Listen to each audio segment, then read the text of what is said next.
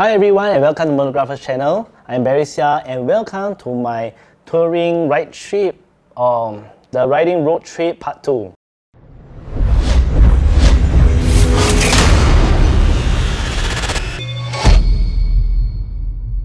Which is about gears. Okay, so if you have not seen my first part, which is about planning, I suggest you do so before coming to this video. So let's get to it. Okay, gearing up is really important, especially when you're going to ride long distance ahead. Okay, other than protection, other than safety, there's also something called heat fatigue. Okay, sometimes it's really sunny. It is actually really hot. You know, when the scorching sun is like burning through your skin, and you think you can take it, but when you're riding up to at least 70 to 140 click or 500 click, you know, each time. Usually it's 140 click, but then, you know, you just hang on, your body will not be able to take it. Then soon you will have heat fatigue, you will just feel very exhausted at your destination. And that's not what you want. Then if you want to do that, might as well just fly over. Why would you even want to ride? So yeah. Alright, so I just share with you what I use. Okay, you can be using your own helmet. I just share with you what I use, what are my gears, and why I use it. Okay, so for my gear, for my heat gear, I use a Shark Spartan Carbon GT. So this is how it looks like, okay? And basically it has a good nick roll, okay? So if you can, I can link my review video in my description for you to see more in-depth video of this. But with this nick roll, it actually makes the inner side quieter. So this helmet is much quieter in the windy roads. Of course, depends on the wind. If the wind is really strong, yeah, it can be really massive. Okay, and the good thing about this is that it has actually a locking mechanism. So like you can see over here, I just do a lock. So it can lock, and then it's not like halfway when you are riding, then you know there's a little bit of gap or your visor just open up. Usually that won't happen unless you are actually riding this way, but yeah, it has a locking mechanism, so that's a good thing about it. And and it comes with a sunshade as well, so you can see over here the shade, you know, and yeah, it's a nice touring helmet, and it's also lightweight. Okay, if you're having a helmet and you're going to ride long distance, I would suggest that you make sure it fits you well. Okay, I have a video that shows about how to choose a helmet for your size and what type of helmet to go for.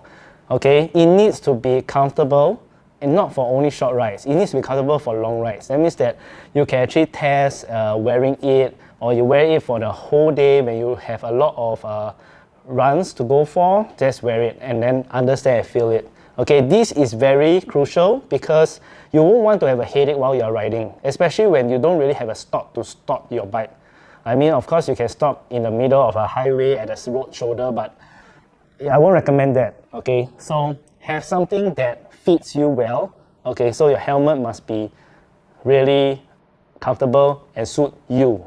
Okay, it's yourself. Okay, other people will have their own preference. I have mine. You can have your own. Okay, I'm just only sharing what I use. Okay, you can actually, if you are interested in this helmet, okay, feel free, go down to Regera Specialties, go and try. Okay, don't just see, okay, buy online. I would recommend you to go down, feel the helmet. There's still other brands over there, other models. Just go and try to keep yourself from having problems in future. Second thing I usually use is intercom. Okay, so I have two that I've been using. I've been using the Uclear one. I also using for Cardo. But I'm usually for my trip now, I frequently use the Cardo. So this is my Cardo Tugatti version, but this is the Cardo pack top bowl. So what it does is in up to 800 meters, you can be able to hear each other, talk to each other, and it is actually very good in a way that we can be able to communicate. If we can like see and look after our riders, or maybe there's one vehicle coming, or there's like danger ahead.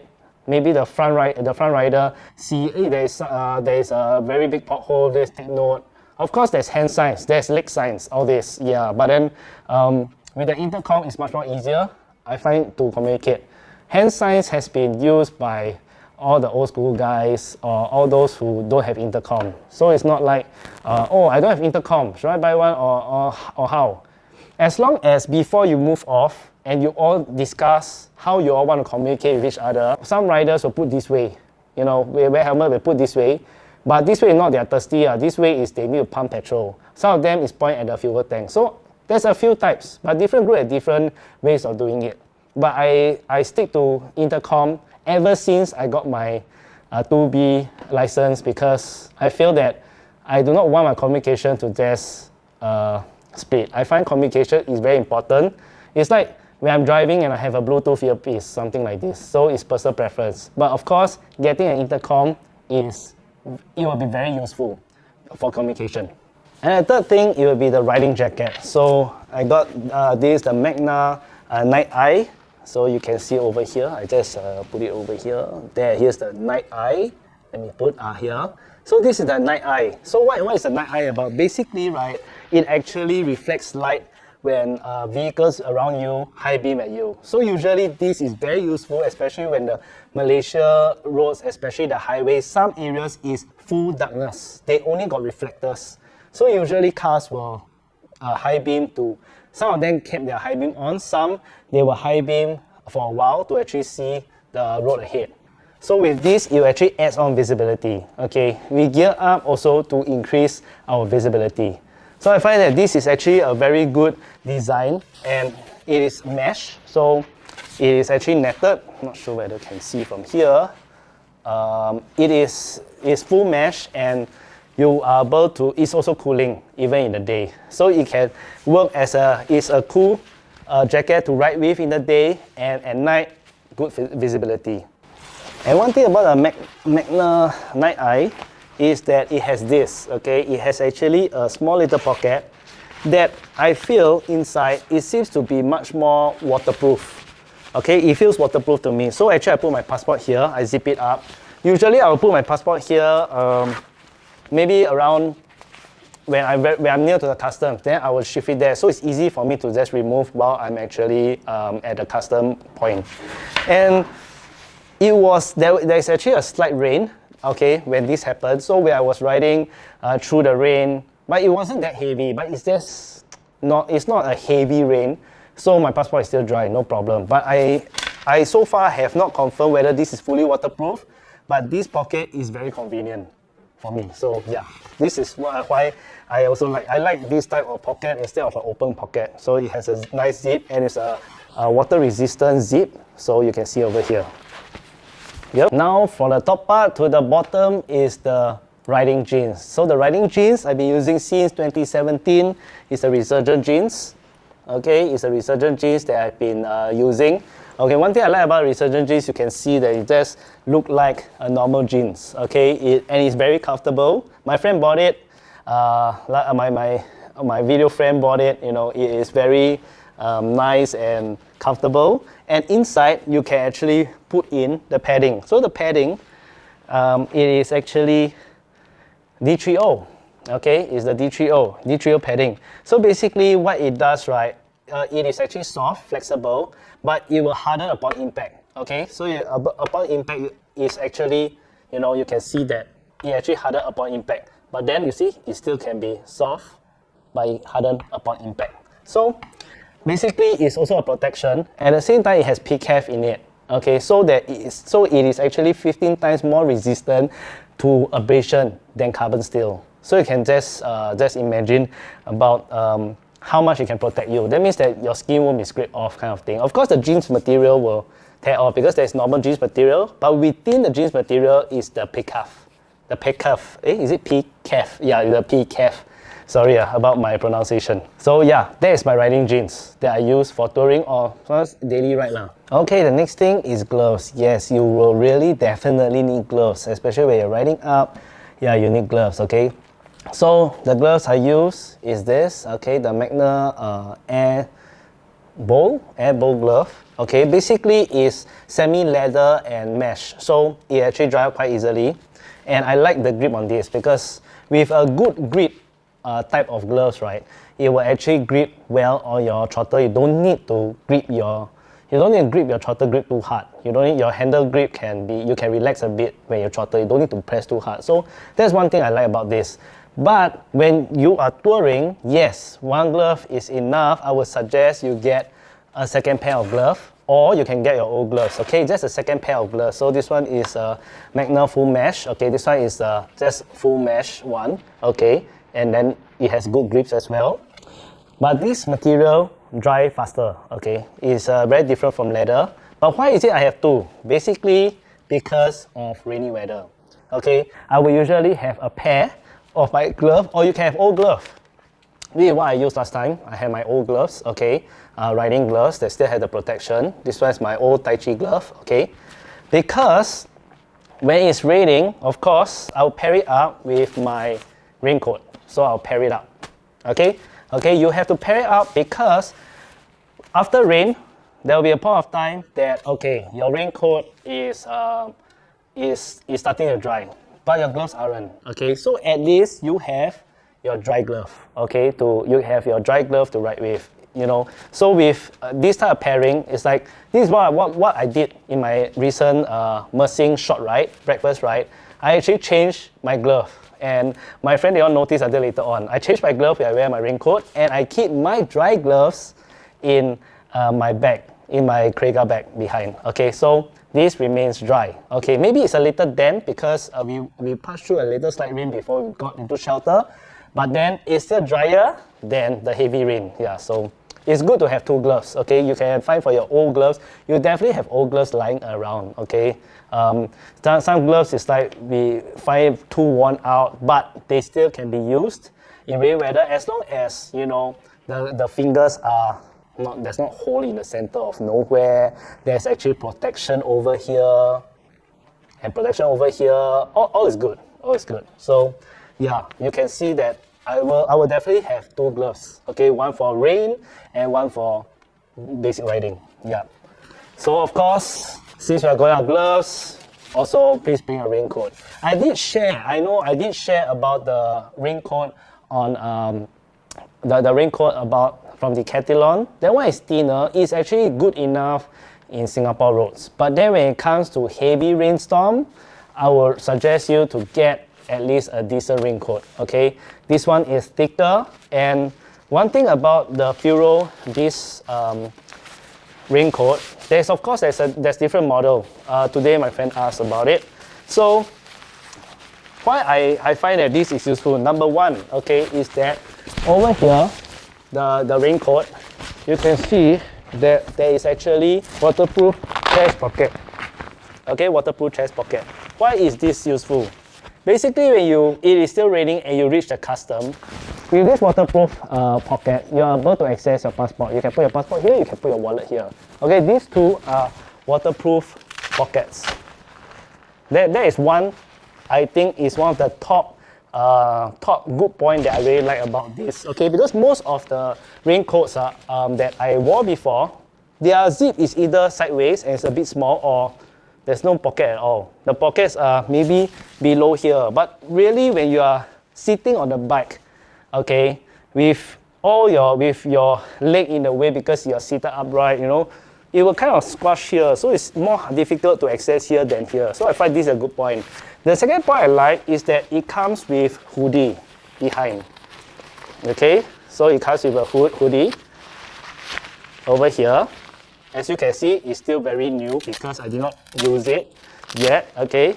So over here, it comes with a hoodie, okay? So basically, how this hoodie is useful. So let's say you want to go out, okay? Maybe not with your bike, it's heavy rain. You just want to go to another place. You don't need to wear a helmet. You can just still use this to go out, okay? To go to, maybe you just need to buy something, or maybe you need to get something from your bike or what, you know, but it's raining. You can actually reach and get your stuff dry. So I find this hoodie thing is also very useful. You know, it's not like, oh, this is just for show, but I find it's very useful on that. So this is not only a raincoat, it can be not only a raincoat for bikes, it can be a raincoat for other means, for your normal usage. It's also possible. And you can just roll it in and butter it in. So your hoodie is always inside with your raincoat. So let me just put this in. And other than the it protect you from the rain, it actually helps in visibility. It comes with black as well, but I would recommend you to get something brighter, fluorescent yellow. Okay, at least this one is fluorescent yellow, the pants is black. Okay, it's black. So the best you can see is over here is black with and with reflective, the below part is reflective. So yeah, so that is the ring gear. Okay, must have ring gear. I mean, I know you might have friends out there that say, I braved through the rain, it's okay, it's them. But the thing is that if your body cannot take it, you won't want to reach your destination sick. Trust me. Just imagine you have a group of friends, you all go together, but because you are drenched in the rain, and then you just, because you do not want to wear a raincoat, and then after you reach your destination, and then it's like you have an MC time, it's going to spoil your vacation. So don't do that. Of course, we really have to see the current situation. If it's a little too risky, that means that we are at a location we cannot really stop, and there's a downpour in front, then no choice. Because no matter what, that's the part of being a motorcyclist. There's this type of adventure. Sometimes it's unpredictable. That's what makes motorcycling interesting, right? So yeah, but of course, if you can avoid it, just wear your raincoat and just bring one, okay? Yes, I know it's just now it's like a little bulky, but it's better than you not having one, okay? You will never know. Sometimes the rain cloud will just grow from the center of the road, okay? There's a few times that happen, so I would suggest, yes, get a raincoat. So I also list whatever gear you see in my description below. And since we are talking also a bit of the gloves just now, I want to talk about glove clips. This was recommended by my friend, and I find it's very useful, okay? So this is how a glove clip look like, okay? It's just very simple. You can actually get it from any outdoor travel store kind of thing. So this part, okay, this part you actually can hook onto maybe your belt, not belt, I mean your belt loop or what, you know. So this thing hanging, so it's actually quite a good grip. You can see that, you know, let me show you, there's a little bit of jagged side so that there's a good grip. And this part, you can actually hang anything. So this part is a bigger, a bigger clamp. Okay, so what is good about this? Every time when we go into customs, we need to actually use our thumbprint to verify ourselves. Okay, use our thumbprint. I think it's fingers for Malaysia. Yeah, Singapore is one thumbprint. So where do you put your gloves? So basically, you put your gloves on your tank. But if you have a tank bag, you can put on your tank bag or you can put inside. But if you do not have a tank bag, you put it on your tank. The thing is that the checkpoint customs is very narrow. Just imagine what happened if you put it on and it slide down. That happened to me. So basically it slide down off my haya. I have to actually side stand in a very tight area, pick up my gloves in the very tight area, mount on my bike, put it up again, side stand off to move my bike. So you just imagine, this can be avoided. So what I do now is that I remove the glove. You can remove the glove temporarily while queuing. Okay, I put my gloves like this, I remove it, I take it out, I clip it like this on, like this. And this one is at my belt loop. So you can see, just like this, then you know, you don't need to worry about your glove missing or what, you know. Anyway, you're just only moving a shorter distance, so it's okay. Anyway, I also just ride like that when I pass Woodlands Causeway, because the Woodlands Causeway is a bit shorter. So I don't need to take out my glove again, I just go past the causeway and then after carry on, okay, thumbprint scan, just go, then go off. Okay, then after that, after the customs, after the back check, then I wear back my glove. But you can, at least there is somewhere, then you put it in front of your tank. Because you put on your tank, one thing is that you have to, no matter what, wear your glove before you move off. So just imagine you're about to move off, gantry already open, there's a queue behind, and then you drop your glove. Wow, that type of feeling is like, you will feel so bad that you cannot forgive yourself. Okay, but anyway, this is useful. So other than that, right, it's like sometimes when you go casual riding or what, you know, instead of shoving this glove into your helmet, sometimes you might drop. If there are cases, when I first got my license, also this happened. Okay, I dropped one part, one side glove somewhere, then I left it on my helmet. So with this, it also prevents you from losing one side of your glove. So I find this is very useful. Okay, where to get it, I can put in the link below. Okay, I got it from an outdoor travel store near my studio. So I can actually share the address in my description, then you guys can go check it out. Okay, there's different colors. There is red, there is fluorescent yellow, there is black. So far, those are the only 3 colors I know of, but it's very, very useful. So I suggest you go for it, okay? Then to leave it on the tank and then pray for the best. Because remember that you have to go through hump in our checkpoint. You go through the hump. So just imagine, you know, you put your tank and you just move over the hump. Boom. Then the thing slide down. Oh, tell you, that feeling is mind blown. So yeah, you get it. Okay, so now the thing is that everything has to be waterproof. Yes, because rain just come in as and when. So I do use a waterproof housing for my handphone, and I recommend you to do the same. You can use the old school method. The old school method is Ziploc bag, zip it up. Of course, it has to be clear, not a Ziploc bag with a lot of designs on it. And then after that, you put it on your X-clamp. Usually, if you're using X-clamp, you can do that. But if you're using like Quad Lock or SP Connect, it's best that you get the kind of like sleeve or waterproof pouch kind of thing, because what SP Connect has is the waterproof pouch. So you can see this is how it looks like. So basically I use it for my P30 because my P30 is not waterproof. So if your handphone is not waterproof, I would suggest you to have it, because you won't want to ride halfway and suddenly get lost because the raindrops and the raindrops actually screw up your settings or just stop your navigation. It will stop. Okay, for waterproof phones, they work differently. So they are waterproof for a reason. So in the end, the map will stay on. But for non-waterproof handphones, right, whatever impact or whatever, if there's a heavy raindrop, it will actually feels, the phone will take it as it's actually tapping. So that's what happened for my P30. So I would recommend to have this, okay, to actually, if you're using SP Connect, to have a waterproof pouch, okay, so that you can protect your phone. And now phone is very important because all our information is inside there. And also, if you want to capture moments, of course, we use our handphone as well. So remember, protect from the rain. Okay, and another thing is that because when you're riding, okay, you do not want all your wallets to be in your pocket. Of course, if your wallet is a bit thinner, it's fine. But when you're riding long distance, right, and you're at a sitting position and your legs are always bent, you will put pressure whenever you have something on in your jeans pocket or any riding pants pocket. So I would recommend you to actually have a leg pouch. So the leg pouch I use a few types. This is one of my latest one that I use, is the Magna leg pouch, and I heard that it was out of stock. So at first I got it. My friend got it is because one good thing about it is it has a waterproof compartment. So let me show you the waterproof compartment. So I just unzip here, and then this is the waterproof compartment. So this is a waterproof compartment. I put my stuff in, my wallet, my passport, and then I just turn it. Okay, put it in, and okay, I just zip it up. Yeah, that's it. Okay, there's another compartment in front. I think it's considered water resistant. Okay, there's another compartment in front. That's to just put stuff. Okay, so okay, one thing I like about this bag is that sometimes when I bring my action camera or my Insta360, I can just actually put the Insta360 here.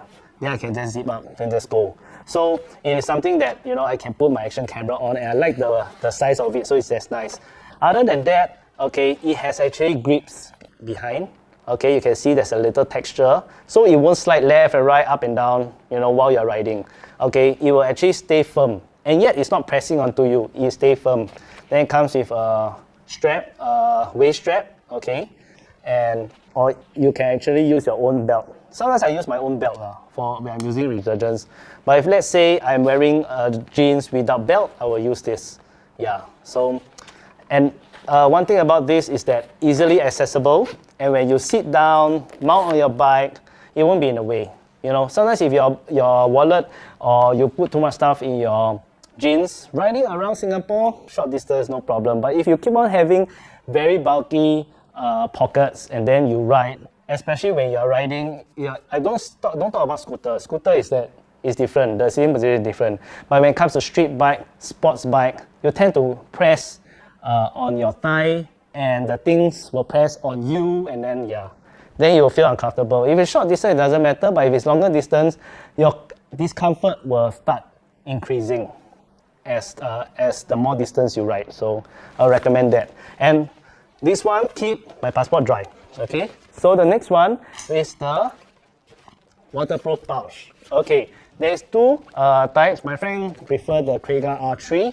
I use this one because of one reason is that I use this one is I think 4 liter, because it is actually a flat profile kind, okay, and it can fit my iPad well. So I just show you, just take my iPad and just put it in.